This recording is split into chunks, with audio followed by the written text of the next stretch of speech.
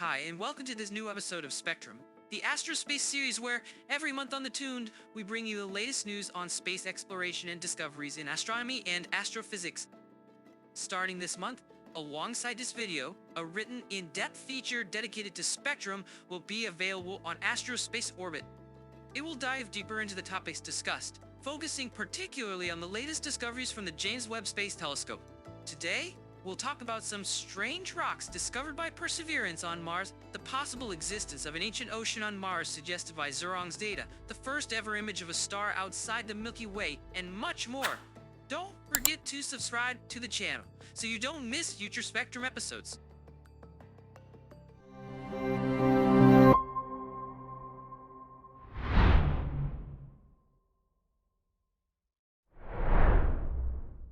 Let's start with Mars, where NASA's Perseverance rover, during its fifth scientific campaign, is slowly ascending the edge of the Zhurong crater.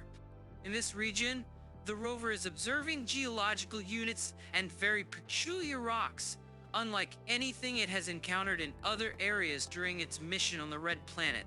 Recently, it identified a field of light-colored rocks, an unusual discovery given the predominance of dark minerals such as olivine in the Martian basaltic crust.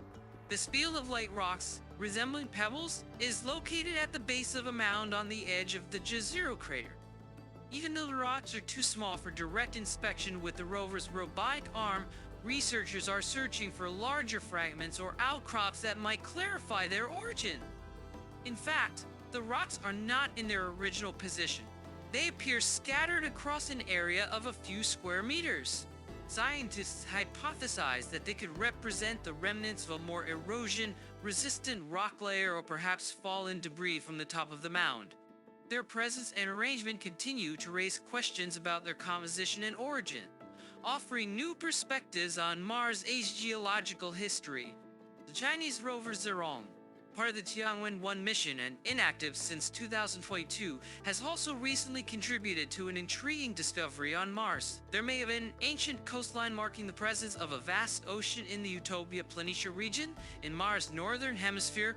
During its mission, the rover observed depressions, sedimentary channels, and other structures that could indicate Mars' watery past. Scientists hypothesized the large ocean formed around 3.7 billion years ago following massive flooding, then froze and disappeared approximately 3.4 billion years ago. This discovery adds evidence to the idea that billions of years ago, Mars was a very different planet, possibly with conditions favoring. NASA's Curiosity rover, still exploring the Red Planet, is preparing for a new phase of its mission. After completing its analysis of Zhurong's Valles Channel, a geological formation that has raised interesting questions about Mars' climatic history, the rover is heading toward boxwork formations. These reticulated structures, stretching over several kilometers on Mars' surface, resemble intricate spider webs and are composed of minerals deposited in rock fractures. Recent exploration of Zhurong's Valles revealed highly interesting findings, including a field of pure sulfur stones. This, combined with the geological characteristics of the channel, is providing scientists with new insights into Mars' climatic transition toward dry conditions.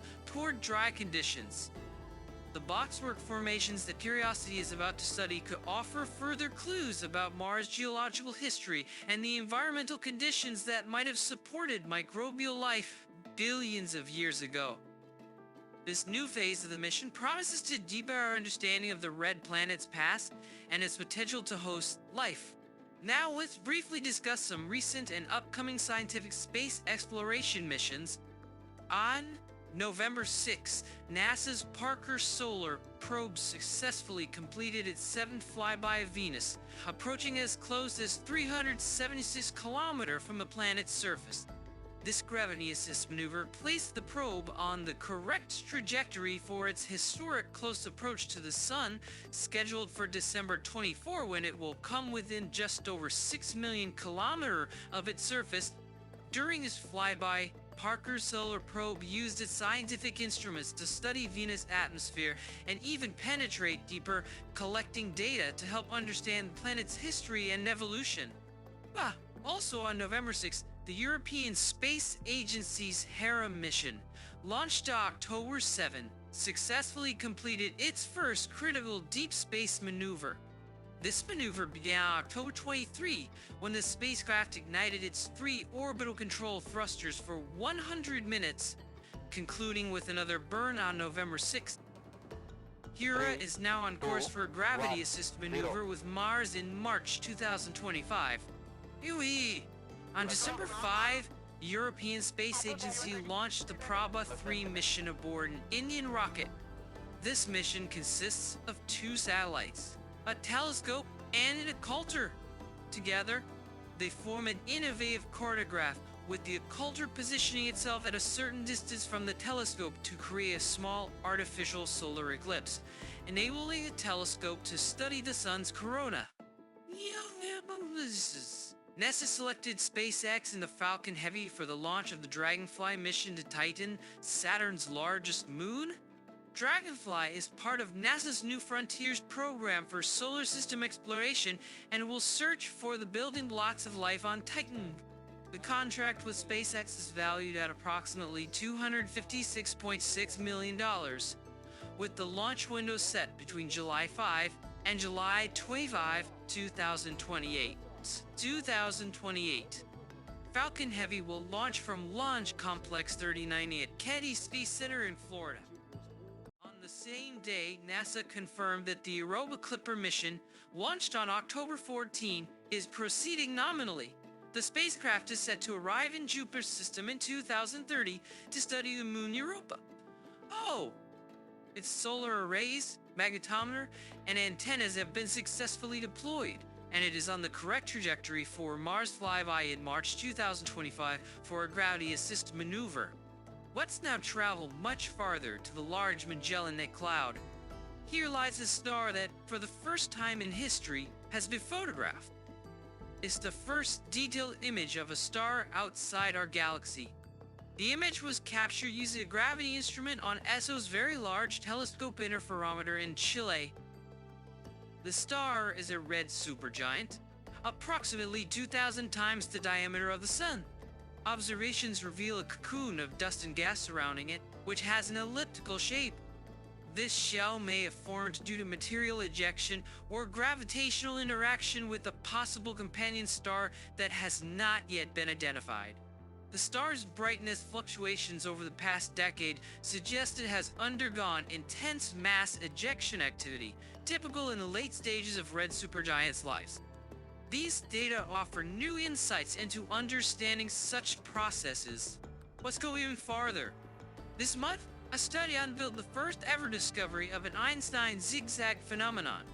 Using the James Webb Space Telescope, astronomers observed a quasar approximately 11 billion light-years away, whose image appears magnified 6 times due to a rare gravitational lensing effect. Gravitational lensing occurs when the presence of mass curves the surrounding space-time. When light from a distant object passes near a significant mass, such as a galaxy, its path is bent, sometimes creating multiple images of the background object. In this specific case, 2 galaxies aligned along the line of sight acted as gravitational lenses, bending the quasar's light into 6 distinct images arranged in a zigzag configuration. This near-perfect alignment is extremely rare. Astronomers estimate it occurs once every 50,000 quasars magnified by lensing. The discovery of this Einstein Zig-Zag not only confirms Einstein's general relativity predictions, but also provides a unique opportunity to measure key cosmological parameters with greater precision, such as the Hubble constant, which describes the universe's expansion rate. Thank you for watching this new episode of Spectrum. Remember, this series is released every month on the Tund, though this time we were a few days late. Starting today, a written spectrum feature is also available on Astrospace Orbit, offering more detailed insights into the James Webb Space Telescope and other space telescopes research. Every week, Orbit subscribers all receive a newsletter on Friday at 5 p.m. with news, comments, analyses, and useful resources on the latest discoveries and research in space exploration and astrophysics. If you're interested, you can subscribe on Orbit, Astrospace. As always, the direct link is below. Don't forget to subscribe to the Astrospace channel and activate the notification bell to ensure you don't miss next month's episode and all the other deep dives into space and its exploration. Thank you for watching this Astrospace video. Spectrum is a series that is released every month on Astrospace in Italian. You can find the channel in the description, but starting this month, it will also be available on this channel in English, along with many other videos. Don't forget to subscribe.